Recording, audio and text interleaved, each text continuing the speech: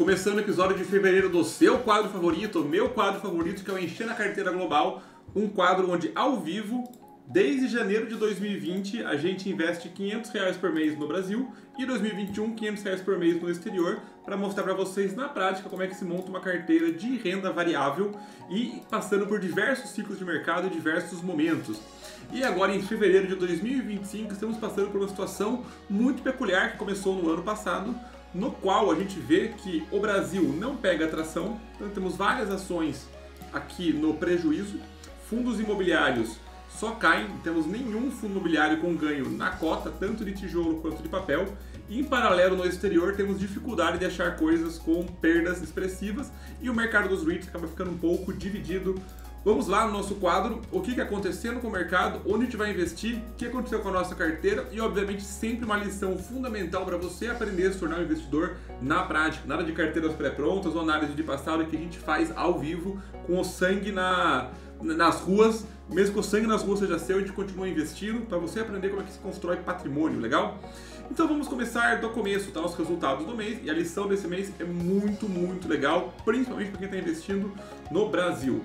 Nossa carteira está com 53% de capital no Brasil, 47% no exterior. Isso aqui eventualmente tende a ficar meio a meio. Eu faço aqui dinâmico, tá, pessoal? Tento sempre deixar aqui a distribuição mais perto do parecido, porque você vai aportar R$500 nos dois países para ser didático, porque na realidade é legal que você estabeleça um percentual de cada um e aporte conforme for destoando. Se eu quisesse, por exemplo, 70 Brasil e 30 exterior, eu aportaria no Brasil para chegar na situação de equilíbrio até chegar em 70%. Se eu quisesse o contrário, 30 a 70, estaria aportando no exterior. Como é um quadro didático, vou aportar todos os meses dentro dos dois lugares. Vamos lá, no exterior, o que aconteceu no exterior? No último mês, o S&P subiu 2,6%, o VNQ deu uma recuperada legal, subiu 4,1%, nossa carteira, que é quase meio a meio, subiu 3,2% em dólar, tá? No geral, o VNQ está com uma queda de 8% desde quando a gente começou a investir, o S&P subiu impressionantes 48%, nossa carteira está com ganho de 27%. Dentro do Brasil, nossa carteira subiu 1,4% e o Bovespa subiu 4,7% no último mês. Nossa carteira acabou não subindo porque os FIIs caíram bastante, tá? E olhando no geral, a bolsa parece que deu uma engatada de uma leve alta esse ano, 4,5% desde o começo do ano. Lembrando que a bolsa faz 5 anos que ela está lateralizada, tá? Faz 5 anos que a bolsa não sai dos 120, 130 mil pontos no Brasil. Vamos elaborar um pouquinho isso. E o IFIX continua a trajetória de queda, caindo 3,5% esse ano. No último ano caindo 10% e pega-se em 5 anos, também está de lado. O IFIX não consegue ganhar tração também. Então vamos lá, comecemos do começo. A gente vai fazer o aporte na XP. A gente tem lá os R$500 mais o dividendo de janeiro, que foi um dividendo bem gordinho. A gente também vai fazer o nosso aporte no exterior, que aí é via nosso celular, usando na Vest. Então vamos lá, comecemos do começo, tá? O que está acontecendo, onde que a gente vai aportar esse mês, ou por quê? Qual que é a leitura de mercado? Olha que interessante algumas coisas aqui, vamos lá. Esse gráfico aqui, que já é mais conhecido de vocês, é o gráfico da relação preço-lucro do Ibovespa, tá? Ao longo do tempo. Uma coisa que talvez eu nunca elaborei muito aqui é o significado real do preço-lucro do Ibovespa como um todo. Atualmente, o preço-lucro do Ibovespa ele está em 7,9, vamos arredondar para 8. O que um preço-lucro de 8 do índice quer dizer? Quer dizer que para cada R$8 que você investe no Ibovespa como um todo, somando as ações que estão lá dentro, você tem por ano R$1 de lucro dessas empresas de volta para você, assumindo que nenhuma empresa cresce nada. Ou seja, se nenhuma empresa não crescer nada, eu estou investindo R$8 para ter um de volta de lucro, em 8 anos o dinheiro voltaria para mim. Perfeito? Beleza. Agora, a bolsa está de lado há 5 anos. Essa mesma relação em 2018 era por volta de 16, 17. Ou seja, eu investia 16, 17 reais para ter R$1 de volta. Ou seja, o meu dinheiro em teoria voltaria em 16, 17 anos se as empresas não crescessem o lucro delas. Mas esse é um prazo muito longo, concorda? Ninguém investe para ter o dinheiro de volta em 17, 18 anos. Por que se investe numa empresa ou no índice que está precificado a 17, 18, 20 vezes o lucro das empresas? Porque se espera um crescimento do lucro. Essa é a relação do preço de hoje pelo lucro de hoje. Então eu aceito pagar mais mesmo com um lucro menor, porque eu espero que o lucro cresça. Não perde essa parte que é importante. Eu aceito pagar mais vezes por uma coisa, mesmo com um lucro menor, porque eu acredito que aquilo vai crescer ao longo do caminho. Só que, como a bolsa está no mesmo preço de 2018 até agora, está no mesmo preço, está praticamente no mesmo preço. Isso quer dizer que o mercado hoje aceita pagar bem menos pela Bolsa do Brasil do que pagava lá atrás. Está pagando metade pelo mesmo lucro da empresa. Só que, olha que curioso, se a bolsa está de lado, se o preço está o mesmo e a relação preço-lucro caiu pela metade, o lucro só pode ter dobrado. Então as empresas de 2018 tinham um lucro X, hoje elas estão no mesmo preço e têm um lucro de 2x. Porque a relação preço-lucro saiu de 16 para 8. No mesmo preço, preço sobre lucro. Se a relação preço sobre lucro caiu pela metade, com o preço se mantendo, o lucro dobrou. Só que isso passa um sinal para o mercado de que ninguém está confiando no Brasil. A gente está num momento que tem muita desconfiança, de forma que mesmo as empresas dando mais e mais lucro, mostrando que estão indo bem, o cenário macro, fiscal, juros altos, comparativo com a renda fixa, que está o Tesouro pagando 15% ao ano, isso é uma força contrária, é uma força para baixo no preço das empresas. Déficit fiscal, desconfiança do Brasil, dólar subindo, juros altos são forças contrárias, que derrubam o preço, concordam comigo? Na outra ponta eu tenho um lucro subindo, subindo, subindo. Isso é uma força positiva, puxa o preço para cima. Isso no momento está em equilíbrio, porque o preço não consegue subir, apesar dos cenários positivos, mas também não cai apesar dos cenários negativos. Só que isso gera uma força latente de ciclo de mercado. Se você acredita que o mercado está em ciclo de fato, que o Brasil não vai quebrar, que as empresas vão continuar performando bem, é uma hora espetacular para você continuar montando posição em boas empresas. Mas, Matheus, eu acho que o Brasil não sai dessa crise. Bom, você pode ser que acertou a agulha no palheiro, porque todas as outras crises, todas elas, o sentimento era agora o negócio não volta. 2008, agora o negócio não volta. 2015, na época da Dilma, o negócio não vai voltar. Na pandemia, a bolsa quebrou e agora de novo. Todas as crises para trás, até antes de 1900 e bolinha, tiveram sentimentos de crise, a hiperinflação, tudo mais, e sempre é um ciclo de mercado, pode ser mais longo ou menos longo, só que ele sempre passa. E é óbvio que você não vai acreditar tudo nisso, por isso que você diversifica e tem capital no exterior. Só que o Brasil, eu acredito que estamos vendo um ciclo de mercado, porque olhem as coisas que estão acontecendo, as empresas estão performando bem. Tanto que as empresas que a gente vai aportar hoje no Brasil, já dando uma adiantada, porque a gente vai aportar em ações, são essas 4 empresas aqui, Bradesco, Localiza, Fleury e a Hypera. Essas 4 empresas aqui, ó, elas estão, as 4, com prejuízo, 23, 31, 34, 44% em cima do meu preço médio. Mas olha só que coisa abstrata, né? E cada uma tem um motivo específico pelo qual está em queda. E eu não vou aqui detalhar exatamente cada empresa, porque a ideia não é nem essa, mas já um detalhe para vocês, semana que vem vai sair um vídeo de empresas de sucesso, uma aula, eu expliquei de cabo a rabo o caso da Fleury, então eu vou passar aqui mais rápido por ela, mas é um caso em particular de uma abstração muito grande, porque se você pega e olha, por exemplo, os números da Fleury, eu pego a cotação da empresa, a cotação da Fleury, ela está no mesmo patamar que estava lá em 2016, valendo 10, 12 reais, hoje ela está valendo aqui, ó, 12 reais também. E a empresa ela fez uma jogada errada na minha visão lá em 2020, que ela tomou dívida, aqui vocês estão vendo a dívida, ela tomou dívida indexada no CDI, o resultado financeiro da empresa, que eu estou passando aqui com o mouse, saiu de 170 milhões para 330, porque o CDI dobrou praticamente de 21 para 22, e o resultado financeiro da empresa começou a ficar bem mais pesado para ela, pagando 330 milhões, 400 milhões, e de um ano para o outro o resultado da empresa caiu.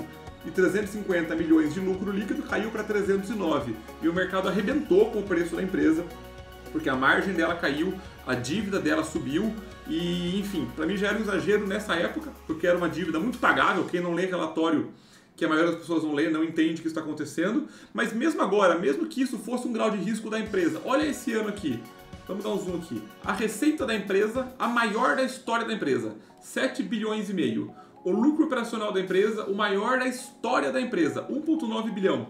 A margem operacional da empresa, super estável. O maior EBIT da empresa, que é o lucro operacional, já descontado a depreciação e a amortização. O lucro líquido da empresa, o maior lucro líquido da empresa da história dela. O maior patrimônio da história da empresa também. mas patrimônio um pouco subjetivo, o maior caixa da história da empresa, a dívida perfeitamente controlada em 1,5, o fluxo de caixa operacional da empresa o maior da história e a cotação dela há 10 anos atrás. Em 2016 ela faturava 2 bi, hoje fatura 7, ela lucrava 200, hoje lucra 600. Então o mercado está muito pessimista. Mesmo caso, por exemplo, a Hypera. Você pega a Hypera, a cotação da empresa que também está derretendo. É uma empresa que tem um grau de risco um pouco maior do que a Fleury, obviamente, mas está na mesma cotação lá de 2016. Aí você pega o balanço da empresa, carregando, o balanço dela, vamos lá. Estou passando mais rápido, tá pessoal? O objetivo desse quadro não é ensinar a analisar as empresas, é gestão de carteira. 2016 faturava 3, hoje fatura 7,8. Ela lucrava, que aqui foi um lucro excepcional por causa de operação descontinuada. Se fosse na linha normal, de 600 entre 900, que lucrasse 700 milhões. Hoje lucra 1,5, a margem dela continua em 20%, é uma margem super estável. Fluxo de caixa da empresa, operacional dela, o maior da história, 2,6 bi de caixa.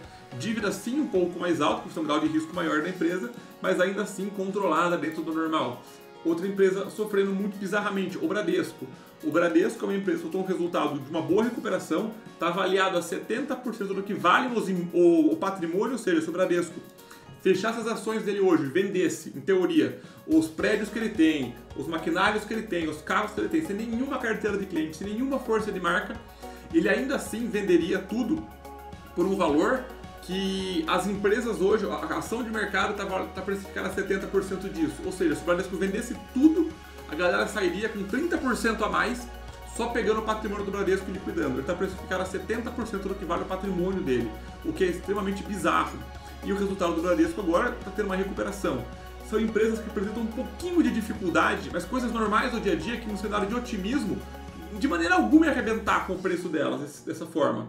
Até a própria Localiza, uma empresa muito boa, extremamente redonda, pega o balanço dela, sofrendo uma coisinha ou outra por conta de depreciação, que os carros dela depreciaram, só que de 2020 para 2021 teve aquela valorização dos carros meio bizarra, mas a operação da empresa continua crescendo, a margem EBITDA dela continua super estável, a empresa com uma dívida um pouco alta, mas ainda assim controlada, lucro líquido todos os anos, enfim, é uma empresa que tem um pouco mais de risco, mas muito redonda também. E qualquer mínimo risco o mercado está arrebentando por conta de todas as incertezas que a gente está vivendo dentro desse mercado. O problema, o bom é que na verdade isso aqui é uma mola comprimida. Qualquer cenário de otimismo da empresa, essa força latente tende a se recuperar. A gente vê o mesmo no exterior, que é mais fácil entender, no caso dos REITs, que são os fundos imobiliários deles, por assim dizer. Está valendo hoje o VNQ, que é a ETF deles, praticamente o índice, tá? dos REITs, não é o índice, é uma ETF, mas a gente pode assumir que é, valendo $91, e esse era o preço que ele tinha lá em 2016. Então ele está 10 anos para trás. E olha que curioso, essa é uma das regras importantes de mercado. Em 2016, o juro americano estava mais ou menos em 2,5%. Hoje ele está em 4,47%, 4,5%. É uma alta nos juros de 80%. Os juros subiram 80%. E quando os juros sobem, renda variável cai. A gente bate essencialmente nesse ponto aqui. Os juros subiram 80%. E o VNQ ficou lateralizado. Ele ficou de lado. Ele se manteve o mesmo preço. Olha que curioso. O quanto vocês acham que subiu o resultado médio dos REITs? Olha que coisa curiosa. Vou pegar aqui uns 3, tá? Abrir aqui o Fundamentei e pegar o ranking dele. Vou pegar o Prologis, vou pegar o PSA, Equinix é sacanagem porque ele é de crescimento, ele cresceu pra caramba, e vou pegar o Realty Income. O Prologis, balanço do Prologis, dê uma olhada aqui comigo. Vamos lá. Lucro por... vocês não conseguem ver, será que vocês ver agora? Deixa eu pegar aqui, que é mais fácil de vocês verem. Aqui dá pra ver, dividendo por ação. Em 2016 ele pagava 1,7. Agora ele paga, vocês não estão vendo aqui, 3,8. Ele praticamente dobrou. Vamos pegar o PSA, subiu quase os 80%, um pouquinho mais. Vamos pegar o gráfico aqui, dividendo por ação do PSA. 2016, cadê? Pagava 7,3. Hoje ele paga, estão vendo aqui, 12. Então assim, todos os carinhos não, boa parte deles subiram os 80%. Ou seja, os juros é uma força contrária, o resultado é uma força para cima, também chegando em equilíbrio. Só que esses juros também são cíclicos, igual no Brasil. Quando esses juros agora que estão altos, historicamente estão muito altos, desde 2007 que mudou a regra como o Fed faz o controle de juros e o controle da liquidez americana, nunca esteve tão alto quanto agora. Então é um ciclo que tende a cair. Quando isso cair, o VNQ tende a explodir, porque isso são os resultados das empresas que estão subindo. O prêmio de risco delas, com uma renda fixa americana pagando 4,5%, o preço não sobe. Se a renda fixa americana pagasse 1, 2, 3%, isso aqui rasga para cima. Em bons ativos, só que o pessoal vai esperar para fazer. O mesmo no Brasil. A gente olha o TradingView, e olha o Ibovespa contra o juro futuro do Brasil, que sim, está alto por N problemas que a gente tem, mas assumindo que isso é um ciclo, a gente percebe que essa relação de juros para cima, bolsa para baixo, ele sempre se mantém, ó. Aqui em azul claro, deixa eu mudar essa cor, né? Essa cor tá... um é azul, o outro é azul também. Vamos pegar aqui, pronto. Aqui em ciano é o juro futuro e em vermelho é o Ibovespa. Reparem que é praticamente um espelho, um sobe e o outro cai. Só que isso não quer dizer que as empresas perderam o fundamento delas. E é por isso que eu continuo fazendo meus aportes para continuar aportando aonde tem sentido aportar. Em boas empresas, reduzir o meu valor médio delas, aportando de maneira bem ponderada. Na verdade, eu posso até aportar em mais empresas, né? Vai colocar um pouquinho mais de cada uma delas, porque tem mais dividendos do que eu achei. Porque agora tem que dar 770 a soma, né? Somou mais ou menos 770, vai melhorando a posição da minha carteira. Enquanto no exterior, quem explorou o último dia na carteira viu que eu não tenho muita coragem para investir mais em estoques, segue a carteira bem, mercado muito animado lá, vou continuar investindo dentro dos REITs, tá? Dentro dos REITs. O STEG de logística, o FRT de varejo, o BNL híbrido e o ARI e Alexandria híbrido também, continuando o nosso aporte no mercado que tem muito sentido e tem muitos fundamentos, beleza? Então vamos lá, começamos pelo aporte dentro da XP. Abrir o home broker aqui e mudar a tela para vocês. Vamos lá, aberto aqui. Hoje são só compras. Vamos comprar primeiro Bradesco no fracionário. Deixa eu subir aqui a quantidade. Quero comprar 16. Escolher uma assinatura eletrônica. Acho que lembro. Deixa eu ver se é isso aqui. O preço eu sempre subo um pouco, né? Vamos lá. Enviar ordem. É isso aí. 16 Bradescos. Perfeito. Comprar. Vamos comprar Localiza. 6 também. Opa. 6. 6 Localizas. Enviar ordem. Sim. Perfeito. Agora o penúltimo. A Fleury. Quantas Fleury? 15. Sobe um pouquinho o preço. E manda bala.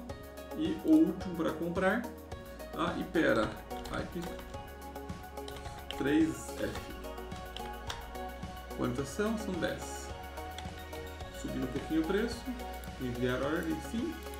Se eu esperar aqui atualizar, aí o saldo sobrou R$5. Acho que eu vou ter que... R$5 não vai dar pra pagar as corretagens, né? Tem que vender alguma coisinha só para cobrir as corretagens, senão vai dar um BO. Esqueci de computar as corretagens. Bom, vou vender uma...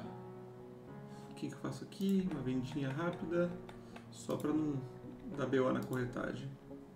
Ah não, também eu envio o dinheiro e mês que vem o valor tá tudo certo, não preciso fazer isso aí não. Vou deixar dessa forma. Beleza? Então vamos agora para o exterior, tá? Aqui dentro da nossa carteira da Vest. E tem aqui a nossa maior posição, acaba sendo o VU, né? Que é o... Opa, perdi aqui. Aí. O S&P 500, tem que ser maior proteção mesmo. Mas vamos agora bater a marca dos $5.000. Vamos agora investir. Explorar. Não, investe, perdão. Vou pegar aqui. Aqui no portfólio ficou legal, mudou um pouquinho, né? Para ver o portfólio, tenho $100 para investir. Se eu pegar aqui e ver a distribuição, ver o gráfico de rentabilidade, em um ano morro acima, né? A bolsa americana rasgando para cima. Impressionante. O tempo inteiro também, um retorno bem alto. Mas a gente continua investindo, porque a gente nunca sabe que ano as coisas vão valorizar ou desvalorizar. Primeiro de tudo, o STEG. Beleza, $25 em cada um. Investir. 25, aí o último vai dar um pouquinho menos, né? Enviar ordem. Feita.